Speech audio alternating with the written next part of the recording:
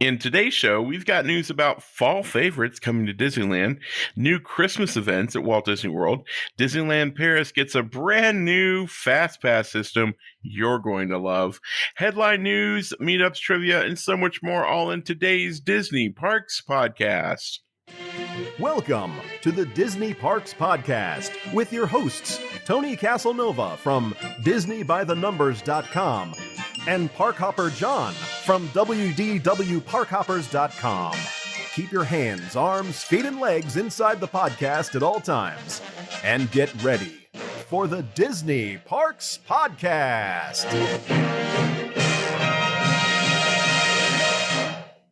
All right, before we get started, I wanted to make sure that everybody knows about our good friends over at Destinations to Travel. It doesn't matter if you're planning a family vacation or a romantic getaway. Maybe you're trying to plan a much waited for destination wedding, a European adventure once that opens back up, or cruises when they start. God help us soon. It doesn't matter what type of travel experience you're looking for. Our friends over at Destinations to Travel will be your guide for your dream vacation. Now, look, here's the thing. A lot of people want to travel. They want to plan their own travel. I get it. But it's better to have someone that, A, is not going to cost you a dime, B, that will work on your behalf to save you time, energy, money, frustration, and then when you need them, they're there. It's much better to have them in your hip pocket in case something goes horribly wrong than to be doing it on your own and need them, and you don't have that at your disposal. So, guys, the best way to get in touch with them is to go to DisneyParksPodcast.com/travel, fill out a quick survey, and then our friends will get back to you as soon as they can. We appreciate being a part of their family, and we appreciate them taking such care of our family here.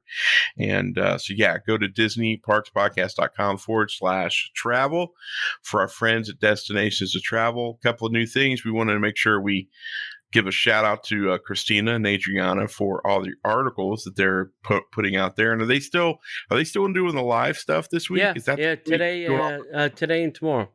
Destinations to Travel will be live almost all day long with different people. So go check out their Facebook page, their Insta, their Twitter, all of those. Yep. So check them out. So what'd you do Disney this weekend, buddy? Oh gosh, 4th of July. I spent in the Tragic Kingdom. Or Magic Kingdom, for those that don't know. It was quite crowded for fireworks. Mm-hmm. We're talking from the stage to the end of Main Street. Wow. It was almost as if a pandemic had never happened. And I pulled the rookie move. I didn't get my spot, so we were watching it, between trees and tree limbs and things like that. But studios wasn't too bad. We got a lot accomplished in the studios, and then Elsa wouldn't let it go and rain on most of the rest of the week, unfortunately. She let it go. Oh, yeah, she let it go. Right on. Not in the way you were hoping. Yeah, yeah, exactly. I would have preferred snow because it was hot as Hades in the parks. But stayed at Pop Century, did a staycation. Nice. Yeah, so the whole 9 yards. Disney buses, Skyways. Nice. Yeah. Which decade were you in? 60s. Yes? Sweet. Yeah, I think 60s. 60s? Yeah. Okay. Yeah. Yeah. Yeah, we had a good room. It wasn't far from the bus or the lobby. It was a good room. It was a good room. Nice. Yeah. We were not in the parking lot. Nice. We visited friends and family last week, and then went up to Nashville and visited our good friends Kristen and Aljon from Dining at Disney, as well as what's his deal? Skull Rock Podcast. Yep, Skull Rock Podcast. And so that's kind of cool. Got to hang out with them. and came back, and then you and I and a group of friends got together and went to Splitsville, had lunch, and then the missus and I got to go see The Black Widow. It was incredible in the theater, rumble seats. Yeah. Was the theater full? There's a couple empty seats in between people, right? Yeah, I would probably say it was 3/4 of the way full, and they had spaces for everybody. The only thing I don't like about that theater, it's really weird, is like as your seat goes back, it pushes the middle up. Yeah. So when you're a big guy, you feel like, you don't sit back in the seat. You feel like you're kind of being pushed up. Yeah. I feel like a beached whale every time I sit there. Yeah. And I will warn you, if you sit in level 2 and 3, when your seat goes back, it goes back so far that you can't see over the knee wall. So, don't sit in level 2 and 3 in that theater. Only sit in level 1. Yeah. Because otherwise trouble will ensue. Yeah. It wasn't difficult finding a spot for the movie. If you're asking, Steven's asking about the movie, I didn't make the reservation, so I don't know. But I knew that day of it was this kind of challenge. But anyway, so that was that, and then just did a lot of Disney Plus watching. Yeah, we didn't make a Disney trip. We made it a not Disney trip. It was awesome. A couple other things about my trip. So no masks anywhere in a Disney park or restaurant. Yeah. Only on a Disney bus. I don't know why. And due to the fact that they don't have enough bus drivers, you may be picked up by a regular motor coach with actual seats, where they can actually fit more people on a bus sitting than they can standing. A couple times we got the motor coach from Magic Kingdom to Pop, or Pop to Magic Kingdom. So nice. And there was no plexi in between you guys then? No. Nice. That sounds like fun. So it's very interesting that Disney is outsourcing their their bus, I guess, because they just don't have enough of them, is what I've heard. Yeah. I've heard Disney's putting these guys all up, including their buses, on property somewhere. Wow. Yeah. Nice. Yeah. Nice. Yeah. All right. Anything else you want to add? I got nothing. Well, there's nothing else we can do but get into the news. You didn't do that right. And now, Disney Parks Podcast News. Yes, I did. There's nothing else we can do but get into... You were too late. You didn't come in a queue. Dude, I'm on a tape delay over here. Putz. There's some new adventures awaiting you. The world famous Jungle Cruise, and Disney Imagineers are on board with more humor, more wildlife, more fun, all animatronically, of course. As you may have heard, the world famous Jungle Cruise will begin booking official tours once again on July 16th at Disneyland Park. Alberta Falls, proprietor of the Jungle Navigation Company Limited, is also preparing for explorers at Magic Kingdom Park, where this classic experience will be completed this summer. Disney Imagineers have collaborated on this bi-coastal project to create new characters who come from around the world, with an expanded storyline and some fun surprises for all to discover. The GNU New Magic includes new adventures that stay true to the experiences we know and love, more humor, more wildlife, and skipper heart. At Disney Parks, they continue to look for ways to enhance classic attractions and elevate the experience for all guests, whether they want them done or not. Sorry, that was really snarky. I apologize. The enhancements include several new scenes and new characters from around the world, beginning with a trapped safari party that finds itself up a tree after their journey goes awry. Count on the Jungle Cruise skippers to share their unique adventures with the jokes and fun and interactions that make them world famous. Imagineers could be monkeying around a bit until the tour officially opens on July 16th. So here's a tip we got from the dock itself. Disneyland skippers are getting up to speed in their tramp steamers, and there's a chance guests may get to stow away on an early expedition right now. So if you're a Disneyland person, you can get in to the parks, go check it out. You might be able to be one of the first to experience the new Jungle Cruise attraction. Yeah. A couple of our mutual California friends were on it this weekend. What did they say? All they said was they can or cannot confirm that they were or were not on a Jungle Cruise expedition. Did Disney make them sign an NDA? I am sure they did. I am sure they did. Really? Yeah.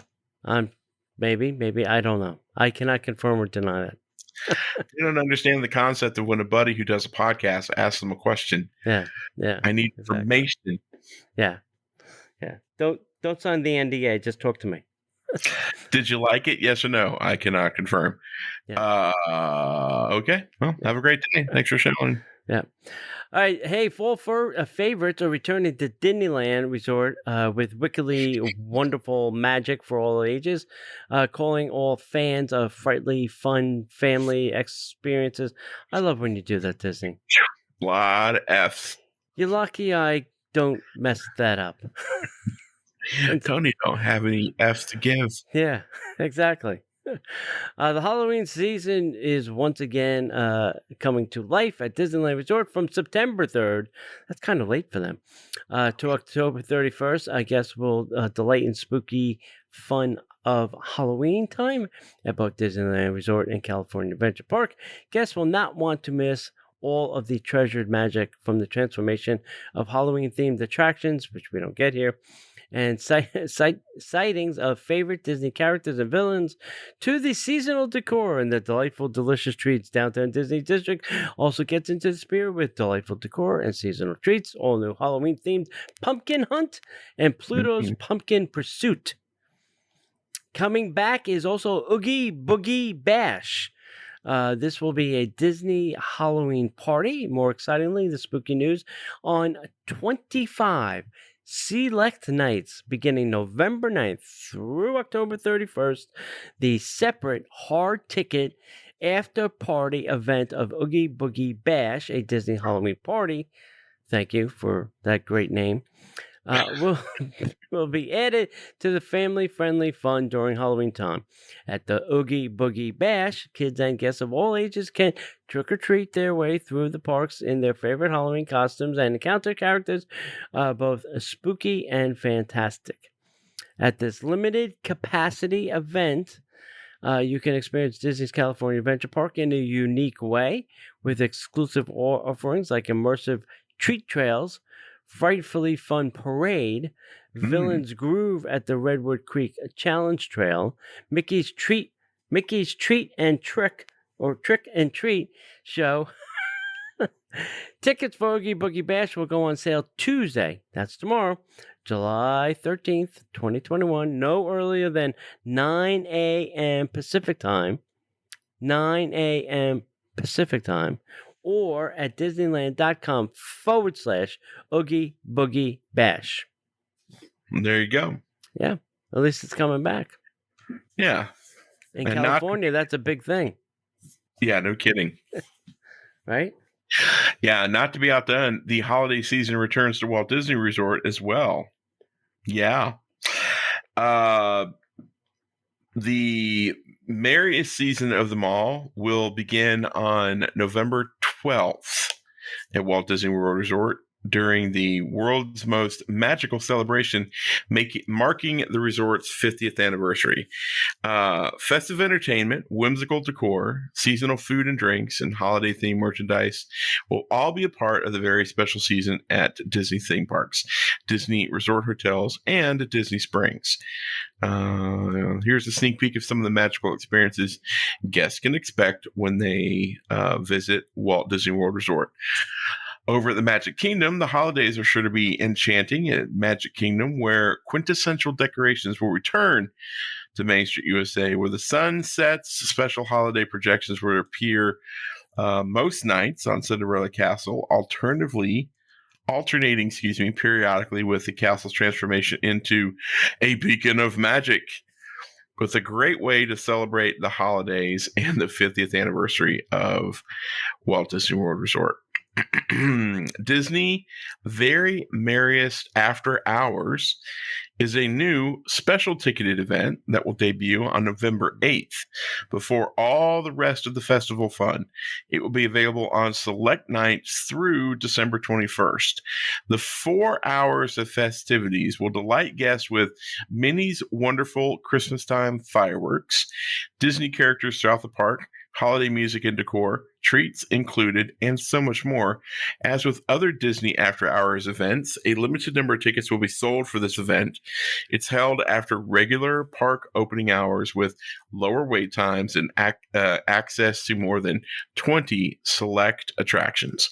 Tickets will go on sale next month with an early purchase window available to guests at Walt Disney World Resort hotels. Wow.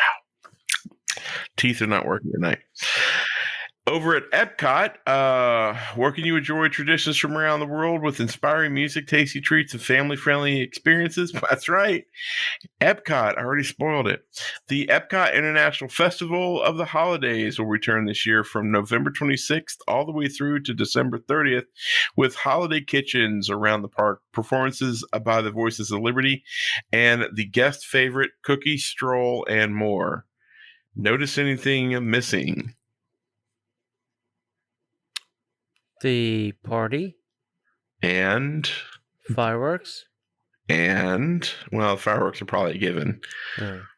The candlelight processional. Oh, yeah. Sunset Seasons Greetings return to Disney's Hollywood Studios as the Hollywood Holiday Tower Hotel on Sunset Boulevard. That's the title. The Hollywood Holiday Tower Hotel on Sunset Boulevard will twinkle once again with projection effects, magically transforming into a snowy corner of Arendelle, a Muppets gingerbread masterpiece, a Toy Story toy hotel, and a Dickinson village inspired by Mickey's Christmas Carol. This holiday show will also alternate with the tower's nightly transformation into a beacon of magic. And then finally, over at Tony's favorite park, it will be a wild holiday time at Disney's Animal Kingdom theme park with the return of seasonal decor and festive Disney character flotillas sailing down the Discovery River to the sounds of joyful songs of the season. The park's centerpiece, the Tree of Life, becomes yet another, say it with me, boys and girls, beacon of magic most nights during the 50th anniversary celebration. But during the holiday season, there's even more magic inspired by nature, as the holiday edition of the Tree of Life Awakenings also takes place most nights. Very nice. It's all happening. Yeah. We have an update on some Disney World Resort hotel openings as they continue to take the measures and deliberate approach to reopening the Disney Resort hotels. They are pleased to share that they will start accepting bookings on July 8th for Disney's All-Star Music Resort for arrivals beginning September 16th.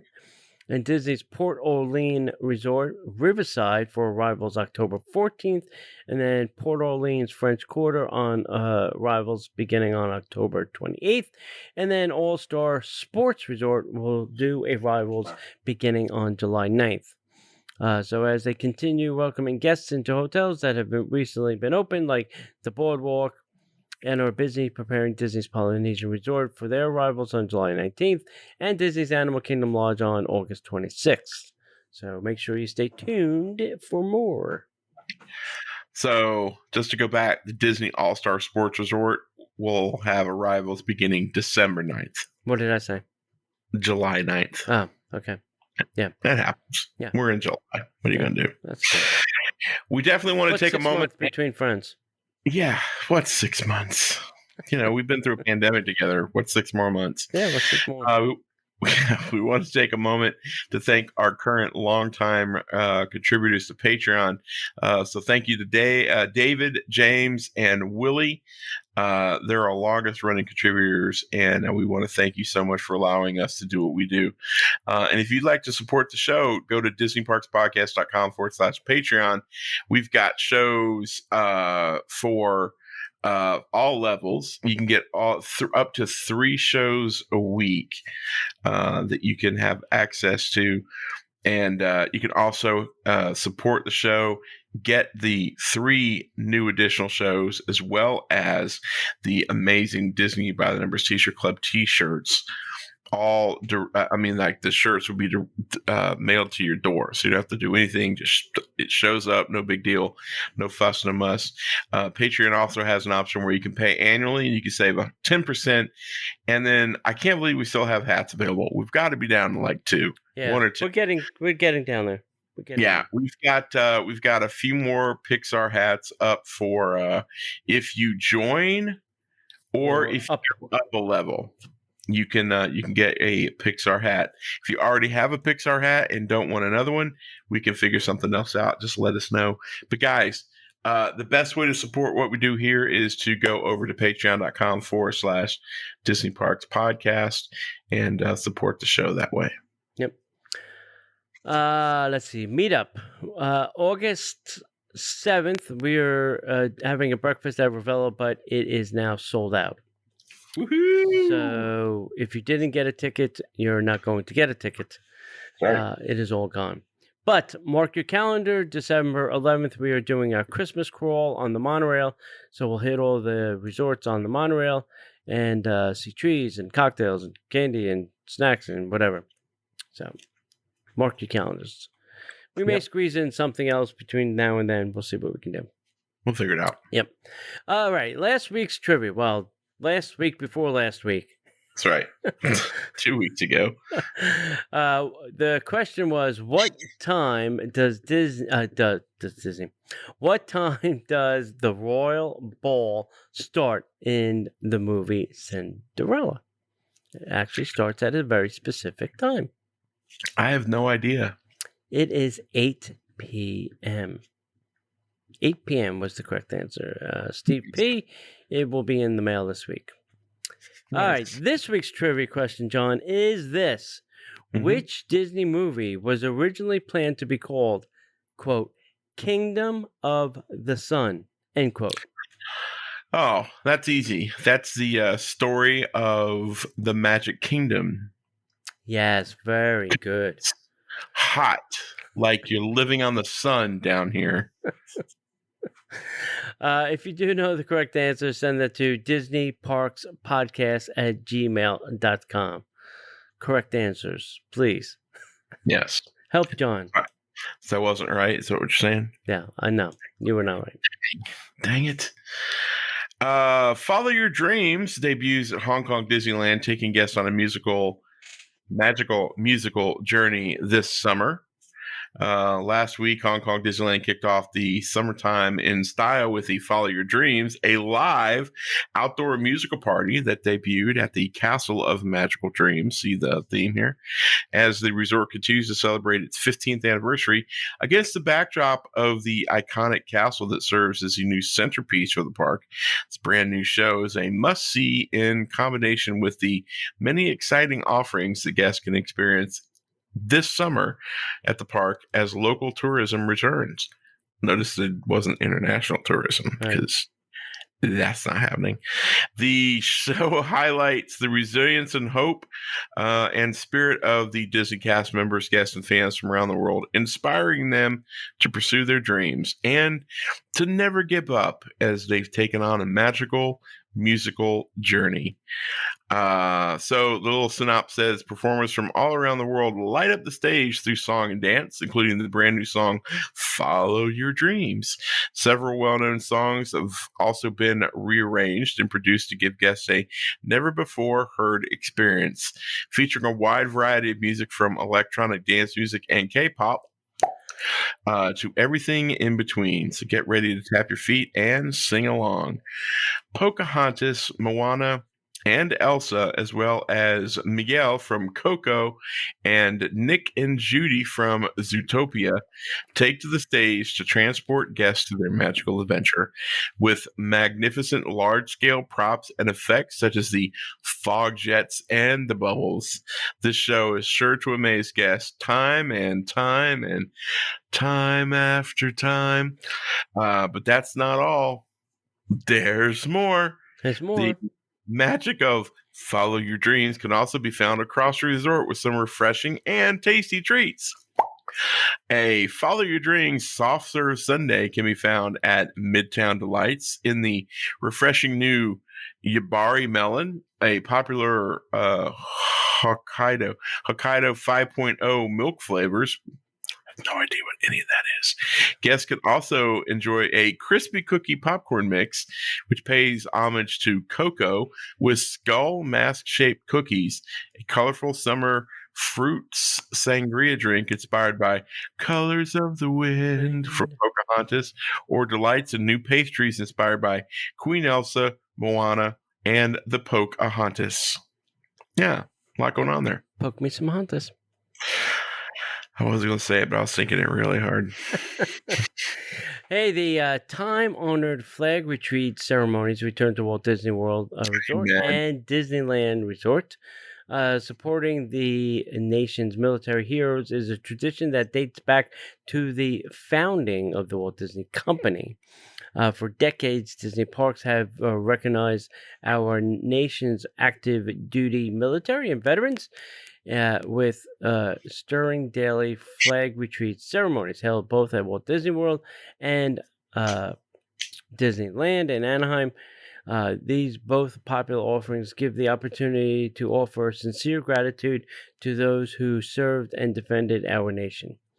The Magic Kingdom Park welcomed back their daily flag retreat on July 1st, resuming the tradition of selecting an active duty military member or veteran from among the park's daily visitors.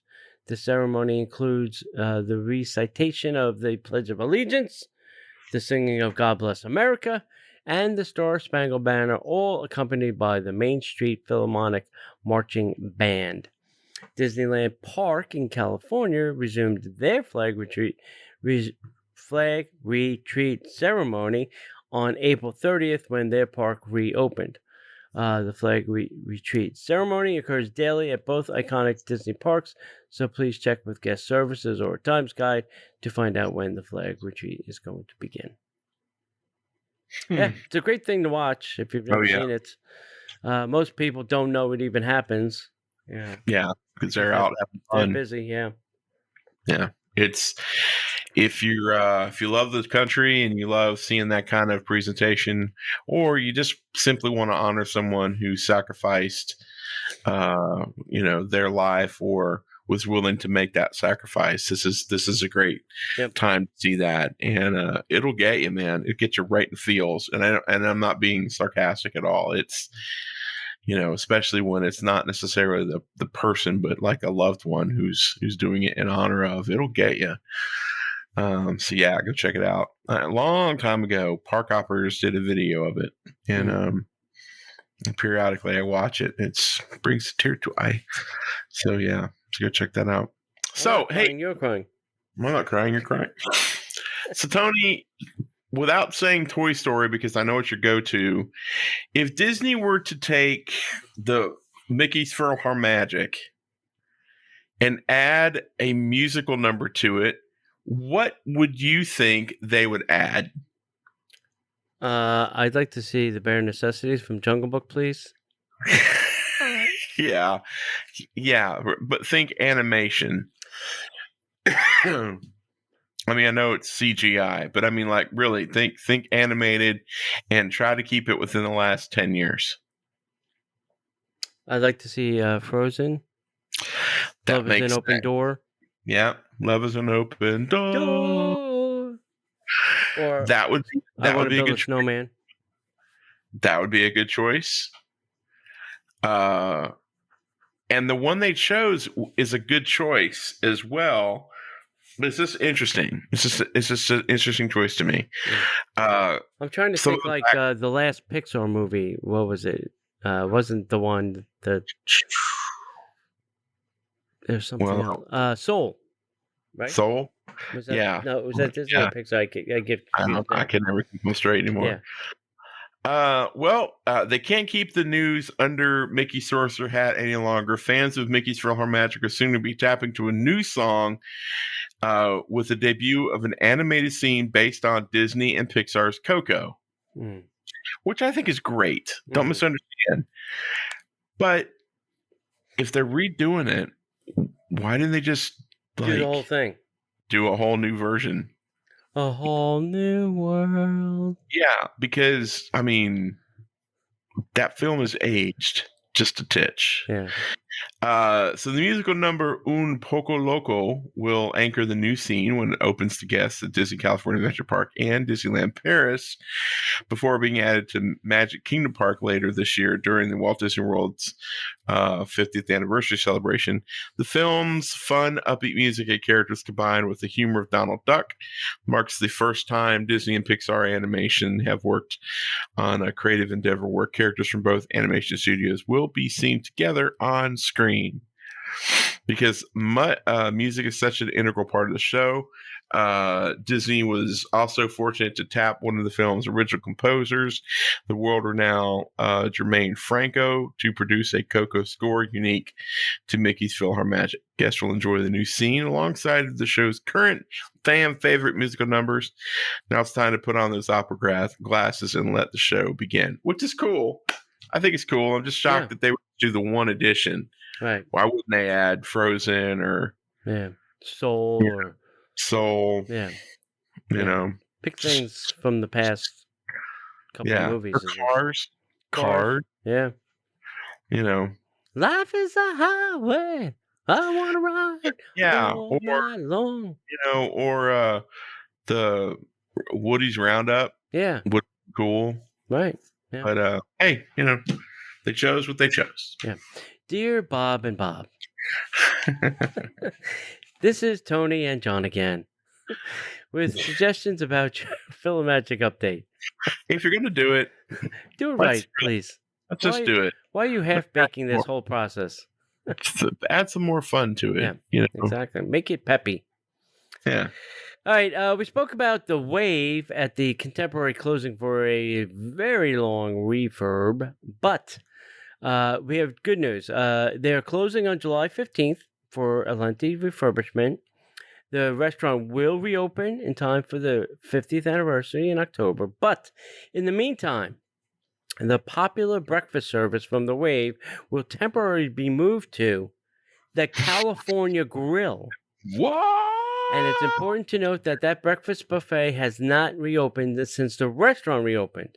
But the menu items, as we know and love, such as the signature sweet potato pancakes, will be available.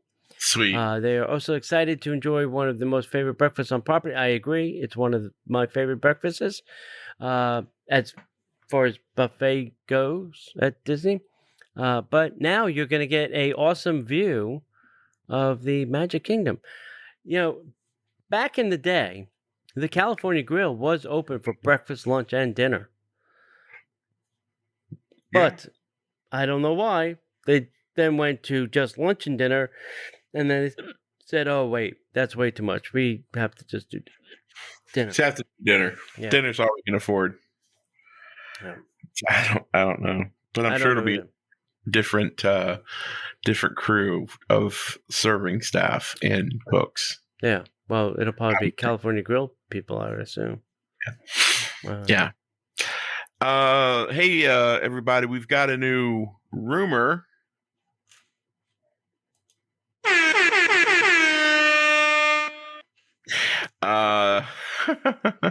A simple barrier and fence installed at the edge of the Seven Seas Lagoon has sparked a lot of interest this week, with the possibility that Disney may once again be exploring building on perhaps the most valuable piece of unbuilt land at Walt Disney World. The site is well known to Disney history fans as a location of what was to be the Venetian Resort, and then, later the Mediterranean Resort, with its waterside Seven Seas Lagoon position on the monorail line. The site is very close to the Magic Kingdom, complete with the all-important views of the park and its nightly fireworks show. Pew, pew. Pew, pew. Appearing to be an ideal location for a new ultra deluxe Disney resort. The project has never made it past the planning stage for various reasons. Economic factors have been suggested as being the hotel's downfall, along with difficulty building on the area. Like, I don't know. Swamp. Holes. Swamp. Disney attempted some trial construction on that site in the past with varying degrees of disappointment. With Disney's upcoming Star Wars Galactic Star Cruiser resort set to open in 2022, could Disney be eyeing another premium boutique resort at Walt Disney World? Build it. They will come. Mm-hmm. So what you can see so far is clearly not enough to make any predictions. If Disney's in actually looking at developing the site, it's in the very early stages. No permits have been filed, which is usually the first indicator of new significant development, even if it's just for ground test borings, meaning they drill into the ground to see how far down they can go for pylons and the such. Nevertheless, fans will be watching this area very closely over the next coming months. Do you think they're building on it or no? I don't know. There is a lot of things going on in that area. So if you're at the traffic light, where the Wilderness Lodge is, you just want to go past that, heading towards the Contemporary. It would be the land on the left-hand side that sits between the TTC and the bus stop area. Obviously, there's the water bridge there, so I think it's just that premium piece of space between TTC and the water bridge that Right. What I can see on the map. But there is a lot of, little flags and things. There's some other construction stuff going on the right-hand side. So I would have thought they would have built it on the right-hand side and connected it to the monorail. I mean, made it a monorail stop. So I'm not sure. But there is things going on both sides of the road. So I don't, I have no idea what to have in mind. But would I like to see a resort there? I don't know. That is such a congested road. Any time of the day, really. It's only one lane in and one lane out. They would have to definitely widen that road to two in and out. But then they'd have to change the water bridge, and it would be a sloppy mess of what the construction site would look like. Right. So, we'll see. Yeah. It's a rumor. We don't know. You had that other place, Reflections. You cleared the ground. Why don't you start on a place where you were going to build something that would be very successful very quickly? That's why I'm not thinking that they're going to build a resort there. I think they might be doing some type of a construction project. I don't think they're going to put a resort there. Yeah. We'll see. All right. Disneyland Paris adds a Premier Access, unquote, Fast Pass. And could this now be coming to Disney World? So we've learned that similar to the program at Shanghai Disneyland, Disneyland Paris is planning to replace their free Fast Pass with a paid option called Premier Access. A free option standby pass will also be offered and available during select times of the day in the official Disneyland Paris app. This option will allow guests to join the queue during a 30-minute time slot subject to availability, and is said to help reduce the wait times on some of their more popular attractions. Similar to the original FastPass program from back in the day, guests will only be able to hold one standby pass at a time. However, once your 30-minute time slot has begun, you will then be able to score a second FastPass. The Disneyland Paris will charge €8 to €15, which translates to about $9 to $18 per ride. Per ride. Per person. Per ride per person. So think of this as the old-fashioned ticket book is what I'm thinking this is going to be. Yeah. A tickets are $9. E tickets are going to be $18. Okay. Now that Walt Disney World park goers have been without FastPass Plus for well over a year, we wonder if this paid option may be coming to us sooner rather than later. I also heard that somebody downloaded the My Disney Experience app and found code that relates to something called Rapid Pass. So somewhere in the My Disney Experience app, there is code lingering around that's called a Rapid Pass. So the question is, will you or will you not pay for this? That's the $1 million question.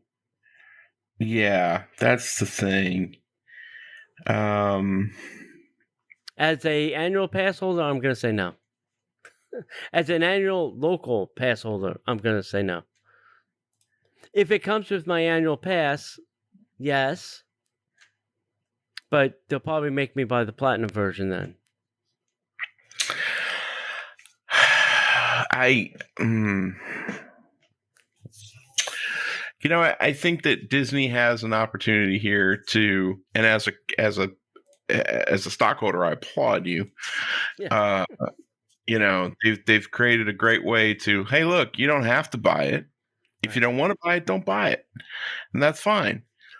But if you want to ride the rides, Yep. That's why for me, I mean, Disney's become less about riding rides and more about the experience with friends or, going out to dinner or just being in the parks. Yeah. Walking around and enjoying the atmosphere and snacking around the park, or and if I can get on a ride, great. If not, that's fine too. I don't care. But I live here. Yeah. So my experience is different than everybody else's. Right. The way I go to Disney is different than probably 99% of the people listening to this podcast. Exactly. But it's the social lubrication for our circle of friends. Yeah, it's totally. So to that degree, it's like, I'm a little less inclined. But you got to think that they're going to charge $20 a person, and I'm rounding up $20 a person, for a family of 4 to ride Star Wars Rise of the Resistance. Right. Is that 7-minute ride? I guess I don't remember how long it is, 7-8 minutes, worth $80? Yeah. $80 for 70 minutes. Right. I mean, I can only think of a handful of things that you pay that kind of markup for that short time. Yeah. And they're both kind of in the same vein. Yeah. Here's my thing I would tell dear Bob and Bob again. Dear Bob and Bob, don't nickel and dime us. You want to charge for fast passes? Throw it in the price of a ticket. And say, with this ticket, you get X amount of Rapid Pass, Premier Access Pass, Fast Pass, whatever pass thing you want to throw on it, right? Mm-hmm. That's one way. Option number 2, Bob and Bob, is, if you're staying at, I heard now that, deluxe resorts may get first whack at queues. If we go to a queue-only system, they will obviously have preference over everybody else. So it'll probably go resort guests, DVC guests, and then every other human on the planet.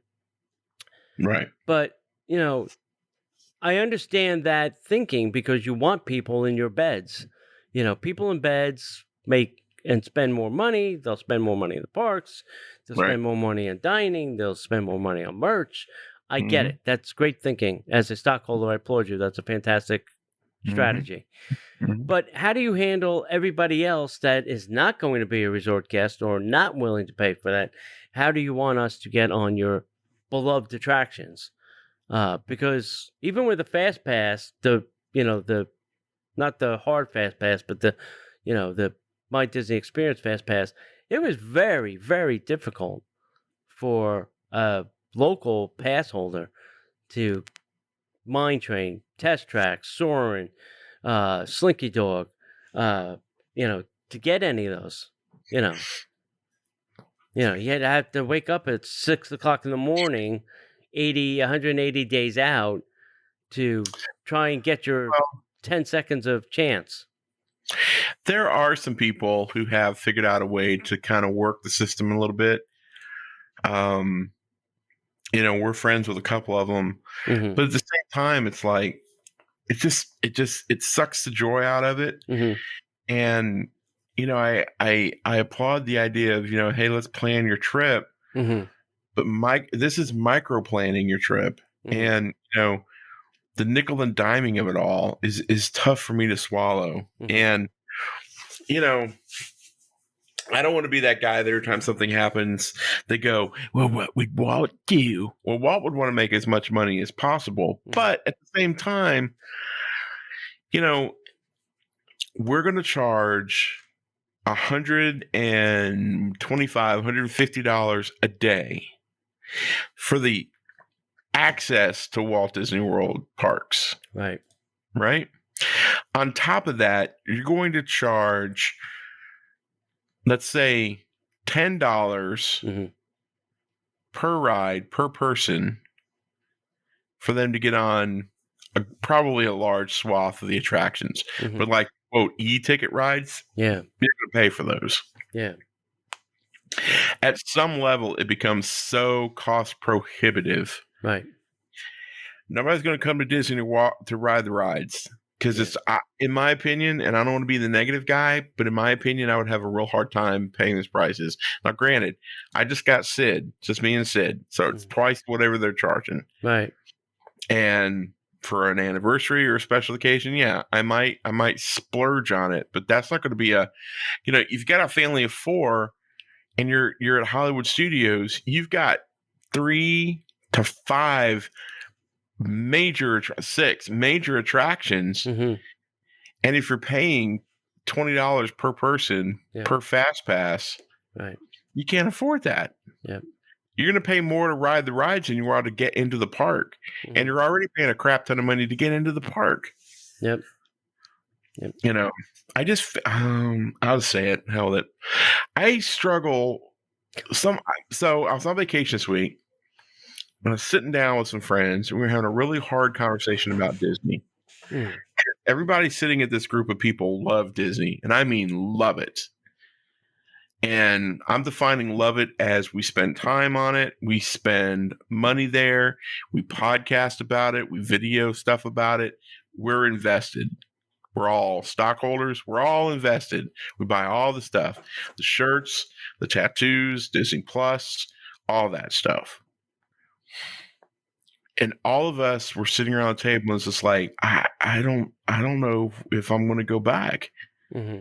Because it's so ridiculous. It's almost as if the each person that walks in there is an orange, and Bob and all the other people in charge there squeezing every person as hard as they can to get every ounce of juice out. Mm-hmm. And I don't know if you've ever, I feel like Veronica in the Willy Wonka getting my squeezed out. If you've ever juiced your own orange juice, what does the orange look like after you squeezed every bit of juice out of it? Yeah. And that's kind of how I'm feeling right now. Yeah. I'm struggling with this. Right. Yeah. But that's just me. Saying. I think, all the other examples of like airlines and all these other, stop making everything a separate fee. Just include it in the price.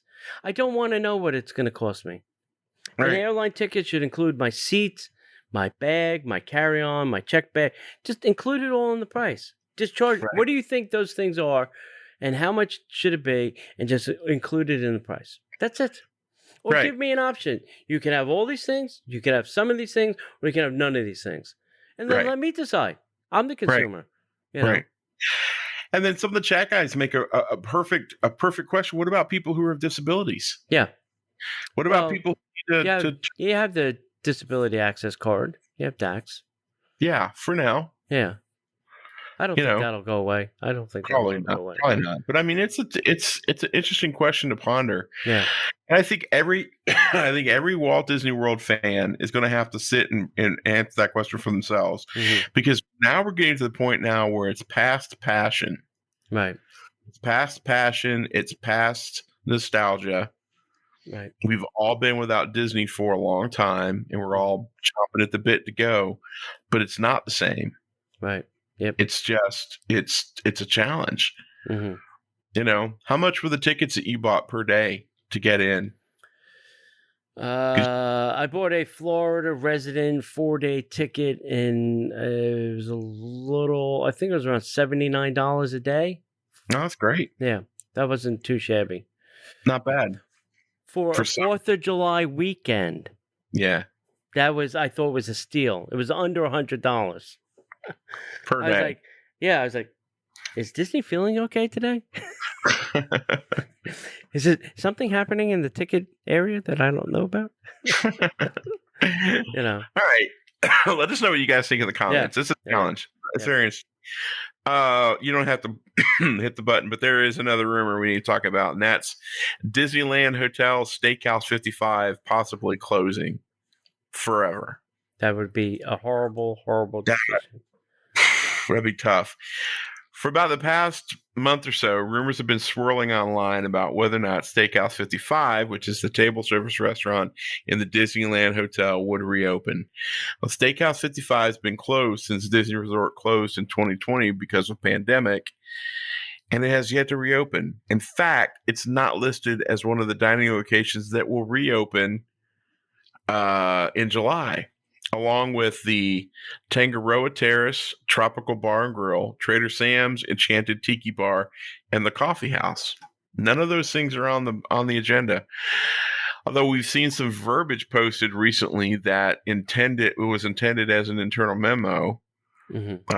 Not been able to confirm with Disneyland that a permanent closure is in store for this restaurant.